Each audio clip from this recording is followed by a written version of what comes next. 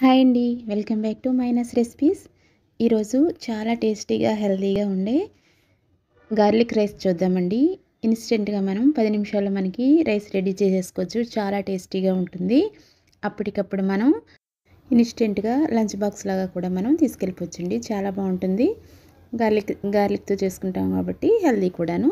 అయితే అంతకన్నా రెసిపీ చూసే ముందుగా మైనస్ రెసిపీస్ని కొత్తగా చూసేవారు ప్లీజ్ సబ్స్క్రైబ్ మైనస్ రెసిపీస్ అండి. రెసిపీ చూసేద్దాము. ఫస్ట్ దీనికోసం ఇలా ఒక అల్లం అది దంచుకుంటాం కదండి, దానిలోకి మనం 1 స్పూన్ జీలకర్ర, ఒక 2 వెల్లుల్లిపాయలని పొట్టు తీసి వేసుకోవాలి. అలాగే ఒక అర టీ స్పూన్ వరకు సాల్ట్ వేసుకుని ఈ 3 కూడా మనం బాగా దంచేసుకోవాలండి. ఇలా కచ్చాపచ్చాగా మనం దంచుకుని చేసుకుంటే టేస్ట్ అనేది చాలా బాగుంటుంది. మీకు వీలైతే మిక్సీలో కూడా వేసుకోవచ్చు. ఇలా చూడండి, ఈ విధంగా కచ్చాపచ్చాగా బాగా దంచేసుకోవాలి. ఇలా దంచుకున్న తర్వాత ఇప్పుడు దీనిలోకి ఒక 1.5 స్పూన్ వరకు, అంటే మన రైస్కి ఎంత కావాలో అంత చూసుకుని కారం అడ్జస్ట్ చేసుకోండి. నేను 1.5 స్పూన్ వరకు కారం వేసానండి. కారం కూడా ఇందులో వేసి బాగా కలిపేసుకోవాలి.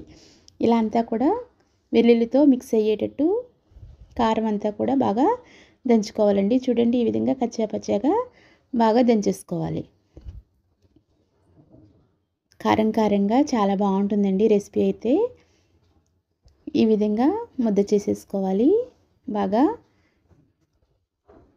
ఇప్పుడు మనం స్టవ్ మీద ఒక కళాయి పెట్టుకుని అందులో ఆయిల్ వేసుకోవాలండి.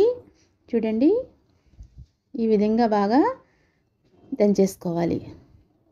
ఇలా స్టవ్ మీద కళాయి పెట్టుకుని ఆయిల్ వేసుకుని పోపు దినుసులు వేసుకోవాలండి. తర్వాత కొద్దిగా పచ్చిశనగపప్పు, మినపప్పు కూడా వేసుకుని బాగా ఫ్రై చేసుకోవాలి. ఇవి ఫ్రై అయిన తర్వాత కొద్దిగా పల్లీలు ఉంటే పల్లీలు కూడా వేసుకోవచ్చండి. పల్లీలు లేకపోయినా కూడా బాగానే ఉంటుంది. పల్లీలు కూడా బాగా ఫ్రై అయిన తర్వాత కొంచెం కరివేపాకు వేసుకోవాలి. ఇంక ఇందులో పచ్చిమిర్చి కానీ ఎండుమిర్చి కానీ ఏమీ యాడ్ చేయలేదండి. నేను ఆల్రెడీ కారం వేసాను కాబట్టి మనకు ఆ కారమే బాగా సరిపోతుంది.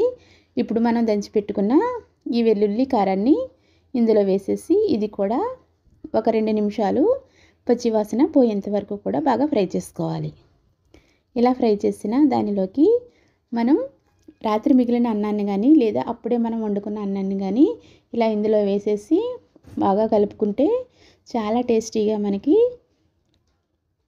గార్లిక్ రైస్ అనేది రెడీ అయిపోతుందండి. చాలా బాగుంటుంది. ఒకసారి ట్రై చేసి మీకు ఎలా వచ్చిందో కామెంట్ చేయండి. రెసిపీ అయితే చాలా బాగుంది. ఈ రెసిపీ కనుక మీకు నచ్చినట్లయితే ప్లీజ్ తప్పకుండా లైక్ చేయండి, షేర్ చేయండి. కొత్తగా మైనస్ రెసిపీస్ని చూసేవారు ప్లీజ్ సబ్స్క్రైబ్ మైనస్ రెసిపీస్ అండి. అలాగే మైనస్ రెసిపీస్లో ఇంకా మరెన్నో మంచి రెసిపీస్ ఉన్నాయి.